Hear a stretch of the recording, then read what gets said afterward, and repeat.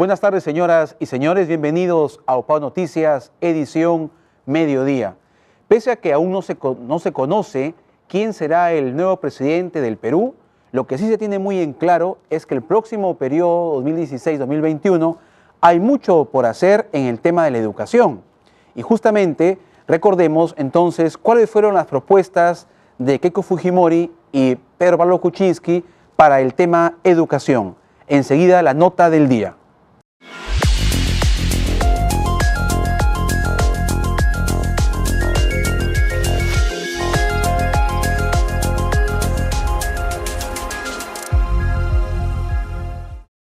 El Perú vive un momento de incertidumbre después de una campaña electoral llena de propuestas, desafíos, exclusiones, alianzas y un sinfín de inesperadas situaciones. Aún estamos a la espera de que se defina quién será el nuevo presidente de la República para el periodo 2016-2021, pese a que la tendencia favorece a Pedro Pablo Kuczynski. Sea quien sea el ganador o ganadora de esta reñida contienda electoral, nuestra próxima máxima autoridad se deberá enfrentar a una serie de problemas sociales que aquejan el país, como la inseguridad ciudadana, la minería ilegal, el crecimiento de la economía, la corrupción, el sistema de salud y la educación como eje del desarrollo social. Precisamente, un informe de la Organización para la Cooperación y el Desarrollo Económicos, difundido en febrero, generó mayor preocupación en este último sector, ya que señaló que el Perú es el país con peor rendimiento escolar de Sudamérica en matemáticas, lectura y ciencias. Así, en el ranking general, sobre 64 naciones, Perú solo supera a Indonesia. Y es que las cifras revelan que el 60% de los escolares peruanos no entienden lo que leen y 3 de cada 4 no entiende nada de matemáticas. Sin embargo, el Estado solo ha invertido en educación el 4% del PBI. Recordemos entonces cuáles fueron las principales propuestas de PPK y Keiko para mejorar la educación. Creación del Sistema Nacional de Desarrollo Docente para que apoye su proceso de profesionalización y revalorización. Infraestructura digital de nuestras escuelas, acceso a internet y material educativo de calidad abierto y gratuito para todos los estudiantes.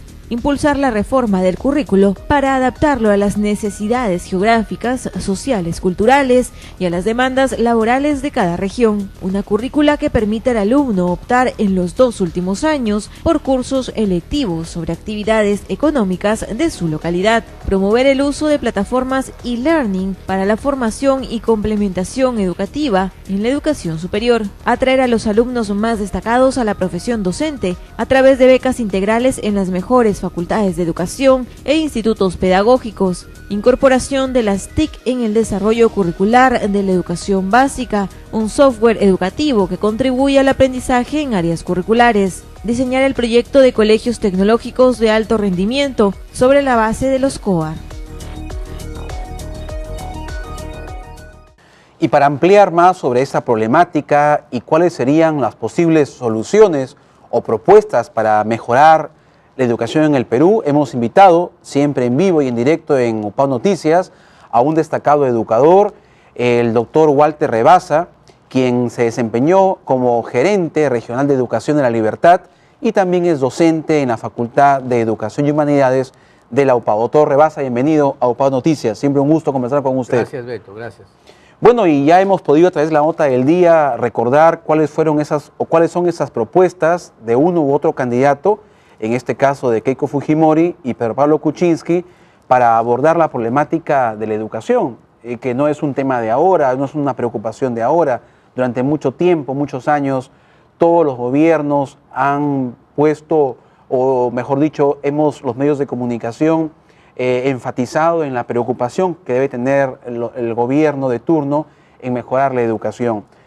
De manera muy genérica, ¿qué le parece a usted, doctor Rebasa, como educador, estas propuestas de ambos candidatos? ¿Con eso es suficiente mejorar la educación o son solamente, como se dice, situaciones para apagar incendios temporales nada más?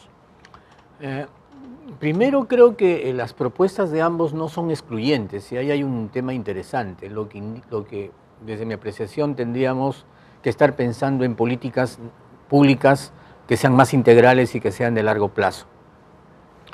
En ese sentido, yo creo que habría que abordar el problema desde 4 líneas básicas.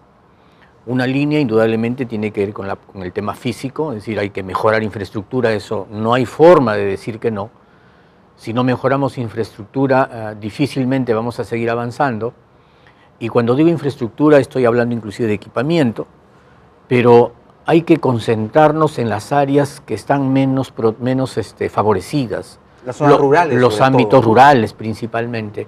Y aquí, Beto, hay un dato interesante que ninguno de los dos lo menciona. El dato es que en promedio el país, solo para hablar de educación primaria, que es en realidad el sostén, el 75% de las escuelas públicas son rurales.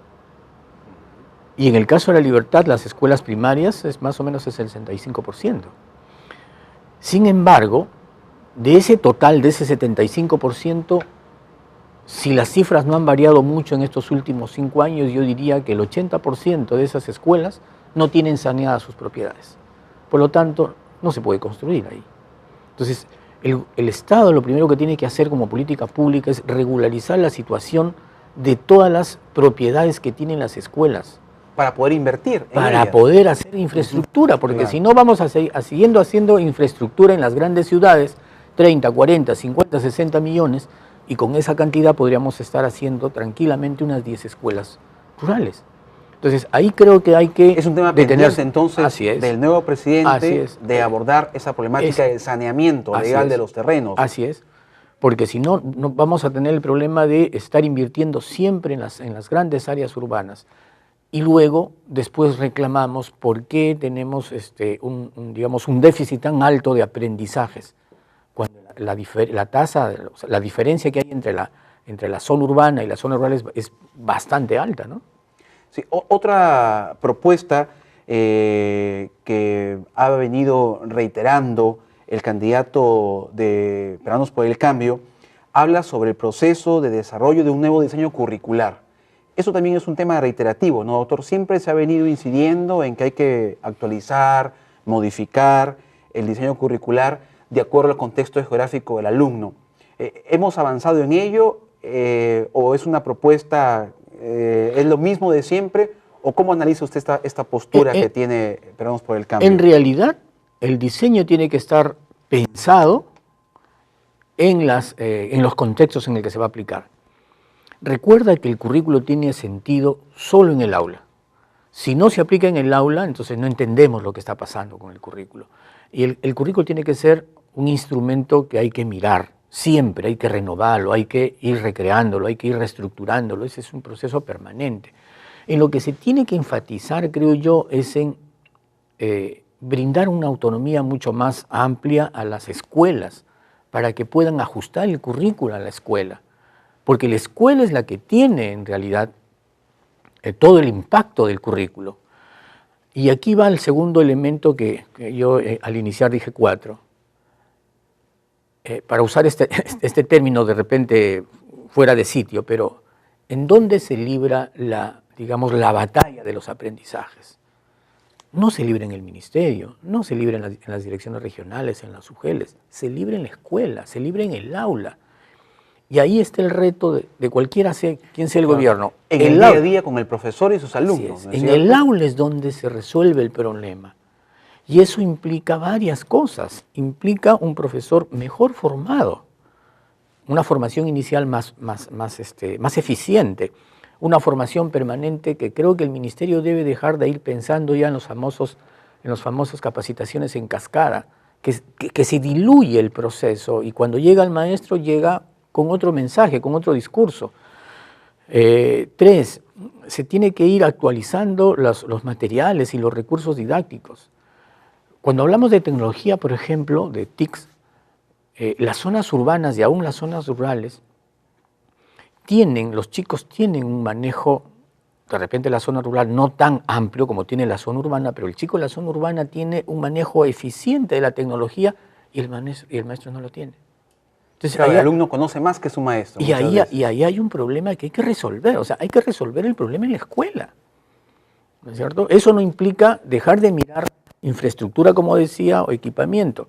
tampoco hay que dejar de mirar las políticas de mejora, de bienestar del maestro, un mejor salario, mejor reconocimiento, ¿no es cierto? Y el cuarto elemento es la formación. O sea, en la formación tenemos que ser, digamos, bastante consistentes. Y ahí veía en el caso de Kuczynski, por ejemplo, la idea de los mejores estudiantes de la secundaria debieran ser maestros, pero se desalienta por la remuneración Claro, que se ¿cuántos tiene. chicos quieren ser profesores? Casi nadie. Así es. Entonces, ¿cómo puedes pedir a los chicos al mejor que pueda ir a una escuela si no tiene un incentivo que le permita efectivamente realizarse, no solo él como persona, también realizarse profesionalmente? Y como profesional necesita tener también mejor calidad de vida. Claro. Y ahora, en lo que respecta a la propuesta de Fuerza Popular, la candidata Fujimori Keiko decía muy precisa que ella apostaría mucho por fortalecer el presupuesto en lo que involucra la primera infancia, ¿no? Es decir, en la educación inicial. Y hace unos días teníamos aquí en este set también a un investigador de la educación como es León Trachtenberg, ¿no? Y él hablaba mucho de los sistemas de la educación inicial. Él sostenía, por ejemplo, decía de que hay un cambio brusco en el alumno que termina la educación inicial y pasa a la primaria y por ende luego a la secundaria. Decía de que él proponía que debería seguir, por ejemplo, el mismo profesor de inicial en el primer año o 2 años de primaria. En nuestra realidad, usted que ha sido autoridad, gerente regional, ¿esa iniciativa o esa propuesta se puede adaptar a nuestro contexto?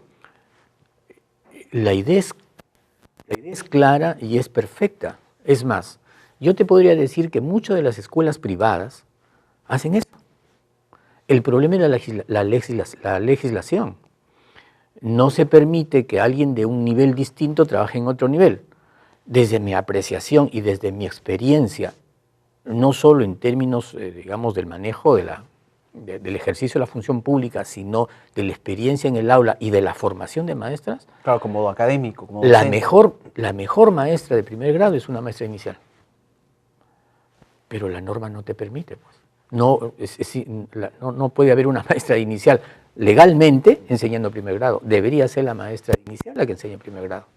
Y ahí sí... Para que haya una continuidad en ese proceso, ¿no? Una continuidad, digamos, de proceso de desarrollo, porque recuerda que estamos hablando de un proceso de desarrollo del niño, y ahí es perfectamente válido. Hay bastantes experiencias que se han hecho, los privados se han beneficiado de eso en realidad. Muy bien.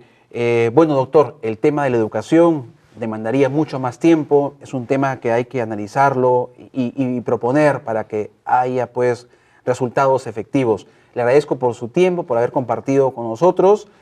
Habrá una oportunidad para seguir dialogando sobre la educación, que es una temática que nos preocupa a todos, que estamos involucrados en el contexto de la educación universitaria también. Estuvo con nosotros el doctor Walter Rebasa para conversar sobre los desafíos que debe afrontar el nuevo presidente de la República en los próximos años. Hacemos una pausa y regresamos en UPAO Noticias, edición mediodía.